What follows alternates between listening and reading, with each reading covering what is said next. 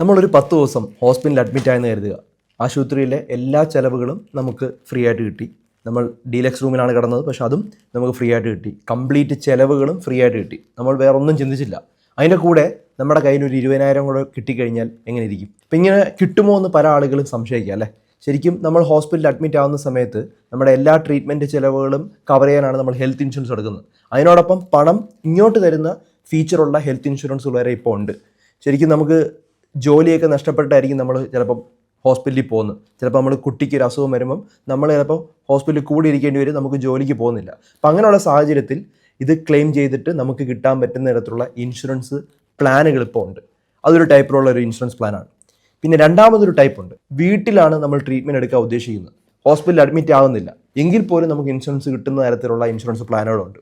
പിന്നെയുള്ളതെന്ന് പറഞ്ഞാൽ നമ്മൾ അഡ്മിറ്റായി അതിന് മുമ്പോട്ടുള്ള ട്രീറ്റ്മെൻറ്റ്, അതായത് അതിന് മുമ്പ് കുറേ ടെസ്റ്റുകളും കുറേ കാര്യങ്ങളൊക്കെ ചെയ്തിട്ടുണ്ടാവും. ഡിസ്ചാർജ് ആയതിനു ശേഷം നമുക്ക് മരുന്നുകളും ഫിസിയോതെറാപ്പിയും അങ്ങനെയുള്ള കാര്യങ്ങളെല്ലാം ഉണ്ടാവും. അതായത് പ്രീ ഹോസ്പിറ്റലൈസേഷനും പോസ്റ്റ് ഹോസ്പിറ്റലൈസേഷനും കവറേജ് ഉള്ള തരത്തിലുള്ള ഇൻഷുറൻസ് പ്ലാനുകളും ഉണ്ട്. ഇങ്ങനെ എന്തുമാത്രം ടൈപ്പ് ഓഫ് ഹെൽത്ത് ഇൻഷുറൻസ് പ്ലാനുകളുണ്ടെന്ന് മനസ്സിലായല്ലോ അല്ലേ.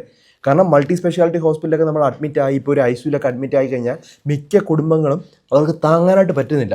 അവർക്ക് ഈ ഒരു സാധനം ഫ്രീ ആയിട്ട് കിട്ടണമെങ്കിൽ ശരിക്കും ഇൻഷുറൻസ് ഇല്ലെങ്കിൽ വലിയ പാടാണ്. കാരണം 20 മുതൽ 30 ലക്ഷമൊക്കെ നമ്മുടെ കയ്യിൽ നിന്ന് അടയ്ക്കേണ്ട ഒരു സാഹചര്യം വന്നാൽ വലിയ ബുദ്ധിമുട്ടാണ്. അപ്പോൾ ഇത്തരത്തിൽ പല ഫീച്ചേഴ്സുള്ള ഇൻഷുറൻസുകൾ ഇപ്പോൾ ഉണ്ട്. ഞാൻ ബയോയിലും ലിങ്ക് കൊടുത്തിട്ടുണ്ട്. ജസ്റ്റ് ക്ലിക്ക് ചെയ്തിട്ട് ഇന്ത്യയിലുള്ള എല്ലാ ഇൻഷുറൻസ് കമ്പനികളും, നല്ല ഇൻഷുറൻസ് കമ്പനികളും അതിൻ്റെ അത് ലിസ്റ്റ് ചെയ്തിട്ടുണ്ട്. നിങ്ങൾ എന്ത് ചെയ്യണം, ഈ ഫീച്ചേഴ്സൊക്കെ ജസ്റ്റ് ഒന്ന് സെലക്ട് ചെയ്ത് നോക്കുക. 10-15 മിനിറ്റ് കൊണ്ട് നിങ്ങൾക്ക് സെലക്ട് ചെയ്ത് നോക്കാൻ പറ്റും.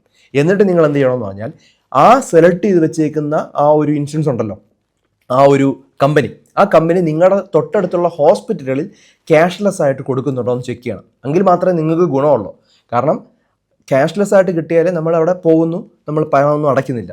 ഏകദേശം 400 മുതൽ 500 രൂപ മുടക്കി 1 കോടി രൂപ വരെ കവറേജ് കിട്ടുന്ന പ്ലാനുകളെല്ലാം നമുക്ക് അതിൻ്റെ അകത്ത് ഞാൻ കണ്ടു. സെലക്ട് ചെയ്യുന്ന സമയത്ത് സാധാരണ നമ്മൾ ഓഫ്ലൈൻ എടുക്കുന്നതാണ് നല്ലതെന്ന് പല ആളുകളും ചിന്തിക്കാം. പക്ഷേ ഓൺലൈൻ എടുത്ത 25% ഡിസ്കൗണ്ട് അവർ കൊടുക്കുന്നുണ്ട്. ഓൺലൈനിൽ നമ്മൾ എടുക്കുന്നത് ഡയറക്റ്റ് ആ കമ്പനിയിൽ നിന്നാണ്. അപ്പോൾ അതുകൊണ്ട് ക്ലെയിമിൻ്റെ ഒരു ആവശ്യം വന്നാൽ നമ്മുടെ കമ്പനിയുടെ സപ്പോർട്ട് എപ്പോഴും ഉണ്ടാവും. നമ്മൾ ആ കമ്പനിയുടെ ഇൻഷുറൻസ് ആണ് എടുക്കുന്നത്, അല്ലാതെ നമ്മൾ വേറൊരു ഓൺലൈനായിട്ടല്ല എടുക്കുന്നത്. അപ്പോൾ അതുകൊണ്ട് ആ ഒരു കാര്യവും പേടിക്കേണ്ട ആവശ്യമില്ല. പിന്നെ ഹോസ്പിറ്റലിൽ ഹെൽപ്പ് ഡെസ്ക് ഉണ്ട്, അവർ നമ്മളെ ശരിക്കും ഹെൽപ്പ് ചെയ്യാറുണ്ട്. ആരോഗ്യ ഇൻഷുറൻസ് വളരെയധികം ഇമ്പോർട്ടൻ്റ് ആണ്. പക്ഷേ അതിൽ കുറേ ഫീച്ചേഴ്സ് ഉണ്ടെന്ന് പല ആളുകൾക്കും അറിയില്ല. അപ്പോൾ അതുകൊണ്ട് തന്നെ നമുക്ക് വളരെ വേഗത്തിൽ കമ്പയർ ചെയ്ത് ഇത്തരത്തിലുള്ള സാധനങ്ങൾ ഏതാണ് വേണ്ടതെന്ന് നമ്മുടെ ആവശ്യം നമുക്കേ അറിയുള്ളൂ. അപ്പോൾ അതുകൊണ്ട് തന്നെ നമുക്ക് ഈ ബയോ കൊടുത്തിരിക്കുന്ന ലിങ്ക് ക്ലിക്ക് ചെയ്ത് കഴിഞ്ഞാൽ എല്ലാ ഹെൽത്ത് ഇൻഷുറൻസ് പ്ലാനുകളും ഉണ്ട്. അതിൻ്റെ അകത്ത് നോക്കുക, സെലക്ട് ചെയ്യുക, ഹെൽത്ത് ഇൻഷുറൻസ് എടുത്ത് വയ്ക്കുക. വളരെ ഇമ്പോർട്ടൻ്റ് ആയിട്ടുള്ള കാര്യമാണ്. ധാരാളം ആളുകൾ അറിവിലേക്ക് ഇത് ഷെയർ ചെയ്ത് കൊടുക്കുക.